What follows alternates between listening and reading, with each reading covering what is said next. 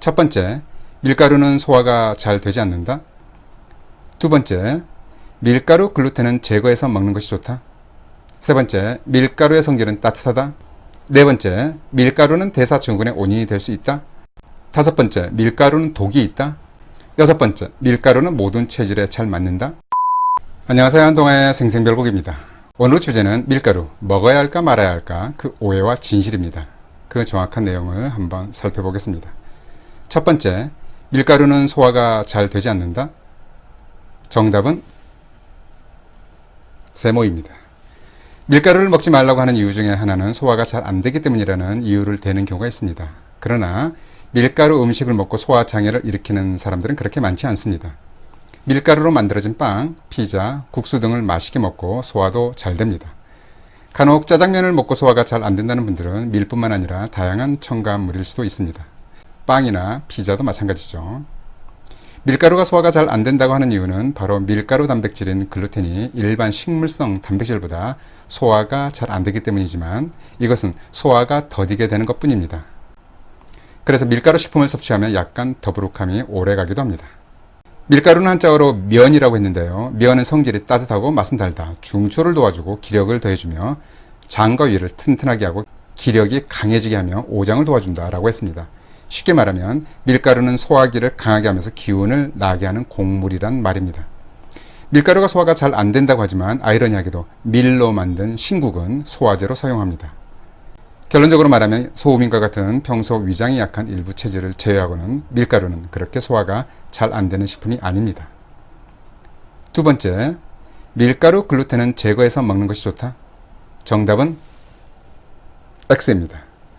간혹 밀가루가 소화가 잘 안 된다는 문제를 밀가루 단백질에서 찾기도 합니다. 바로 밀가루 단백질이 글루텐으로 이루어져 있어서 다른 단백질에 비해서 찰짐이 강하죠. 밀가루에는 글루테닌과 글리아딘이 있는데 가루 상태에서 반죽을 하면 이 둘이 만나서 탄력이 좋은 글루텐을 만들어냅니다.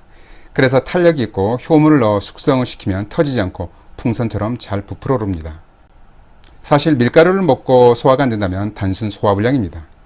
더욱더 문제가 되는 경우는 극히 일부의 경우에 밀가루 단백질인 글루텐을 소화시키는 효소가 없어서 이 글루텐이 소장에서 염증을 일으킬 수 있다는 것입니다.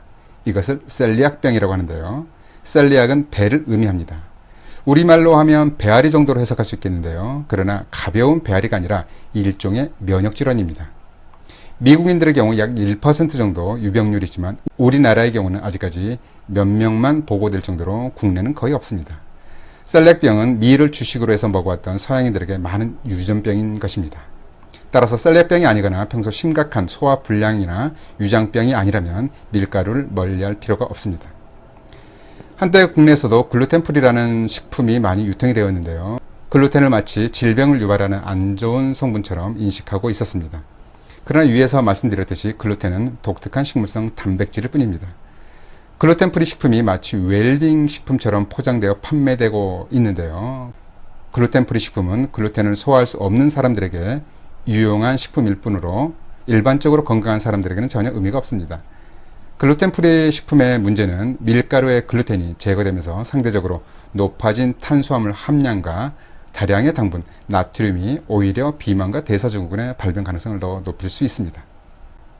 세 번째, 밀가루의 성질은 따뜻하다. 정답은 O입니다. 밀가루에 원료가 되는 밀은 소맥이라고 해서 동의보감에서는 소맥은 성질이 약간 차다고 했습니다. 하지만 반대로 밀가루는 성질이 따뜻하다고 했습니다. 이 상반된 기온의 차이는 바로 밀의 껍질에 있습니다. 밀의 껍질은 성질이 서늘하고 그 알곡은 성질이 따뜻한 것입니다. 그래서 밀 껍질에 붙어 있는 밀은 성질이 서늘한 편에 속하고 이 껍질을 제거한 상태는 기온이 따뜻한 것입니다. 동의보감에는 이런 구절이 있습니다. 밀은 가을에 심으면 여름에 익기 때문에 내 계절의 기운을 받게 된다. 그러므로 자연히 차고 따뜻한 성질을 겸하게 된다. 밀가루는 성질이 열하고 밀 기울은 성질이 찬데 이것은 당연한 일이다 라고 언급하고 있습니다. 사실 여부를 떠나서 나름대로 이유를 고민한 흔적이 엿보이는 대목입니다. 이러한 차이는 생강에도 적용됩니다. 생강은 성질이 따뜻하다고 알고 있는데요. 그 껍질만은 성질이 서늘합니다. 그래서 몸을 따뜻하게 하기 위해서 생강을 섭취하고자 한다면 껍질을 제거해서 섭취하는 것이 더 효과적입니다. 따라서 밀가루에 기운이 서늘해서 장이 안 좋다는 말도 틀린 말입니다. 네 번째, 밀가루는 대사증후군의 원인이 될 수 있다? 정답은 세모입니다. 위에서도 잠깐 언급을 했죠. 밀가루보다는 밀가루 식품에 들어간 첨가물이 문제다. 밀가루는 대표적인 백색 식품입니다. 밀가루를 백색 식품이라고 하는 것은 근대에 이르러서입니다. 바로 밀을 정제할 수 있는 기술이 생긴 이후의 이름이죠. 시중에는 거의 정제 밀가루밖에 없기 때문에 정제 밀가루를 대상으로 한다면 탄수화물 함량이 높기 때문에 혈당을 높이고 비만의 원인이 될 수 있습니다. 게다가 많은 밀가루 식품에는 맛을 더하기 위해서 나트륨과 당분이 첨가되기 때문에 더더욱 문제가 됩니다. 밀가루를 보다 건강하게 섭취하고자 한다면 통밀로 섭취하는 것입니다. 정제 밀가루를 백미라고 한다면 통밀은 현미에 해당합니다. 통밀의 경우 다양한 미네랄과 비타민을 함유하고 있지만 단점이라면 색이 검고 어둡다는 것입니다. 통밀은 약간 거친 식품에 해당되기 때문에 위장에서 소화가 되는 시간도 오래 걸립니다. 그만큼 대사증후군을 유발할 가능성을 줄여줄 수 있다고 볼 수 있습니다. 결론적으로 정제 밀가루는 대사증후군의 원인이 될 수 있지만 통밀은 크게 걱정할 필요 없습니다. 다섯 번째, 밀가루는 독이 있다? 정답은 X입니다. 동의보감을 보면 밀은 성질이 차다. 그러나 가루를 만들면 성질이 따뜻해지는데 독이 있다고 했습니다. 그러나 이때 독이 있다는 표현은 생리적인 기능에 문제를 일으키는 독성 물질을 포함하고 있기보다는 기운이 따뜻하기 때문에 섭취에 주의하라는 의미로 이해해야 합니다. 일반적으로 밀은 답답한 증상을 풀어주지만 밀가루는 가슴이 답답한 증상에는 먹지 않는다고 했고, 밀가루는 열을 몰리게 하고 약간 품기를 동하게 한다고 했습니다. 이것은 밀가루의 성질이 따뜻하기 때문에 가슴에 번열감이 있거나 체질적으로 열이 많은 경우에 밀가루 섭취 시 주의사항에 해당한다고 보면 되겠습니다.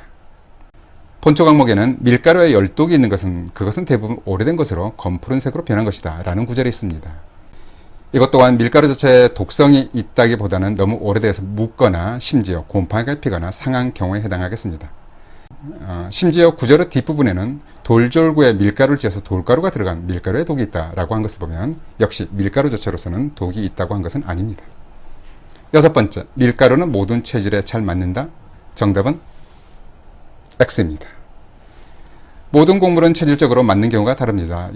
예를 들면 소우미는 쌀에 해당되는 현미, 소양이는 보리, 녹두, 팥, 태음이는 율무, 콩, 태양이는 귀리, 메밀 등입니다. 밀과 밀가루는 특히 태음인에게 잘 맞습니다. 만약 자신의 체질을 잘 모른다면 평소에 다양한 곡물을 골고루 섞어서 먹는 경우라면 문제가 되지 않겠습니다.